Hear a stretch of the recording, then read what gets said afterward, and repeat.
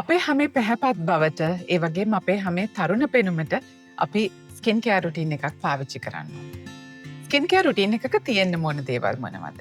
අපේ මෝර්නින් skin care routine එකේ අපේ හැම ක්ලෙන්ස් කළාට පස්සේ අපි හැමේ තෙතමනය ආරක්ෂා කරගන්න මොයිස්චරයිසර් එකක් පාවිච්චි කරන්න ඕන. මේක සීරම් එකක් වෙන්න පුළුවන්, ක්‍රීම් එකක් වෙන්න පුළුවන්. මොයිස්චරයිසර් එකක් අපි ආලේප කරන්නේ හැමේ වියලි බව නැති කරගන්න. මොකද වියලි හැමක් අනිවාර්යෙන්ම ඉක්මනට වයසට යනවා. මොයිස්චරයිසර් එක ආලේප කළාට පස්සේ ඊළඟට තියෙන්නේ සන්ස්ක්‍රීන් එක. ඉතින් අනිවාර්යෙන්ම SPF 45 හෝ SPF අගය 50ක් වුණු සන්ස්ක්‍රීන් එකක් ආලේප කිරීම අවශ්‍ය වෙනවා. අපේ සම හිරු කිරණින් ආරක්ෂා කර ගැනීම වෙනුවෙන්. මොයිස්චරයිසර් එක ආලේප කරලා සන්ස්ක්‍රීන් එක ආලේප කළාට පස්සේ ඔයගලන්ට මුණේ මේකප් ආලේප කරන්න පුළුවන්. ඉතින් මෙන්න මේ ටික පමණක් ප්‍රමාණවත් වෙනවා මෝර්නින් ස්කින් කෙයාර් රුටීන් එකකට. හැබැයි ඔයගලන්ට අවශ්‍ය නම් නියසිනමයිඩ් සීරම් එක හරි විටමින් C සීරම් එක හරි පාවිච්චි කරන්න පුළුවන් මෝර්නින් ස්කින් කෙයාර් රුටීන් එකට.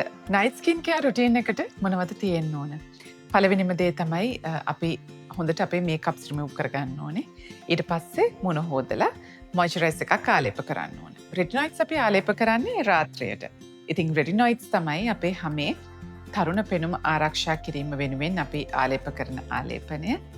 සතියකට දවස් 2ක් හෝ 3ක් තමයි අපි රෙටිනොයිඩ්ස් ආලේප කරන්නේ. අපේ ස්කින් කෙයාර් රුටීන් වලට හුඟක් දේවල් ඕන නැහැ. හැබැයි තියෙන්න ඕන ආලේපන කිහිපයක් තියෙනවා. අන්න ඒ දේවල් ගැන තමයි අද මම ඔබට කිව්වේ.